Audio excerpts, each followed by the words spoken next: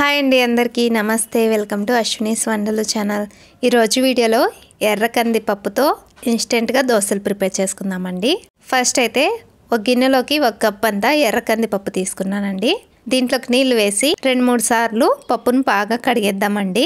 వీడియోలో చూడండి ఫ్రెండ్స్, పప్పు ఇలా కడిగి ఈ నీళ్ళను వంపేసేసి మళ్ళీ వేరే నీళ్లు వేసుకొని మూత పెట్టేసి 5 నిమిషాలు పక్కన పెట్టేద్దామండి। ఈ పప్పు ఎక్కువసేపు నానాల్సిన అవసరం లేదండి, 5 నిమిషాల్లో నానిపోతుంది।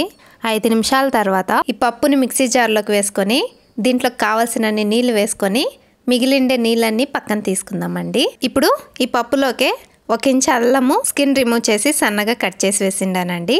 2 పచ్చిమిర్చి సన్నగా కట్ చేసుకొని వేసిండాను। ఇప్పుడు దీంట్లోకి రుచికి తగినంత సాల్ట్ వేసుకొని అవసరం కొద్ది నీళ్లు వేసుకొని వీడియోలో చూడండి ఫ్రెండ్స్, ఇలా నున్నగా మిక్సీ చేసుకోవాలి। ఇలా నున్నగా మిక్సీ చేసుకున్న తర్వాత ఈ పిండిని గిన్నెలోకి వేసుకొని మీరు దోశలు సాఫ్ట్గా ప్రిపేర్ చేసుకోవాలనుకుంటే దీంట్లోకి నీళ్లు తక్కువ వేసుకోండి ఫ్రెండ్స్। వీడియోలో చూడండి, ఇలా కలుపుకోవాలి।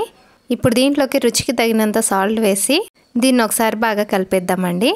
పిండి ఇంత పలచగా ఉంటే చాలండి। ఈ పిండితో సాఫ్ట్గా దోశలు ప్రిపేర్ చేసుకోవచ్చు। వీడియోలో చూడండి ఫ్రెండ్స్, ఫస్ట్ అయితే స్టవ్ ఆన్ చేసిండాను। స్టవ్ మీద దోశ పెనం పెట్టిండాను। పెనం బాగా కాలిన తర్వాత పెనానికి నూనె అప్లై చేసుకొని మనం రెడీ చేసి పెట్టుకున్నటువంటి పిండిని దోశలాగా వేసుకోవాలండి। ఇలా దోశలాగా వేసుకొని నూనె అప్లై చేసి ఒక సైడ్ కాలిన తర్వాత ఇంకో సైడ్కి తిప్పుకుందామండి। ఇలా 2 వైపులా కాల్చుకొని గిన్నెలోకి సర్వ్ చేసుకోవడమే। ఇలాగే ఇంకో దోశ ప్రిపేర్ చేసి వీడియోలో చూపిస్తాను చూడండి ఫ్రెండ్స్। ఇప్పుడు క్రిస్పీగా దోశ ప్రిపేర్ చేసుకుందాము।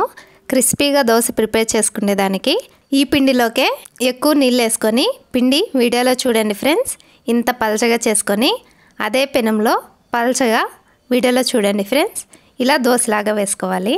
ఇలా వేసిన తర్వాత ఈ దోశ పైన నూనె అప్లై చేసి ఒక సైడ్ కాలిన తర్వాత ఇంకో సైడ్కి తిప్పుకోవాలండి। ఇలా రెడీ చేసుకుంటే ఈ దోశలు క్రిస్పీగా ఉంటాయండి। మీరు ఈ దోశల్ని కారం చట్నీతో కానీ శనగింజల చట్నీతో కానీ కొబ్బరి చట్నీతో కానీ సర్వ్ చేసుకోవచ్చు, చాలా బాగుంటాయి। ఇంతేనండి, ఈ వీడియో మీకు నచ్చినట్లయితే లైక్ చేయండి ఫ్రెండ్స్। ఇలాంటి మరెన్నో వీడియోస్ కోసం ప్లీజ్ నా ఛానల్ని సబ్స్క్రైబ్ చేసుకోండి। మళ్ళీ వచ్చే వీడియోలో కలుద్దాం, అంతవరకు bye, take care, thanks for watching.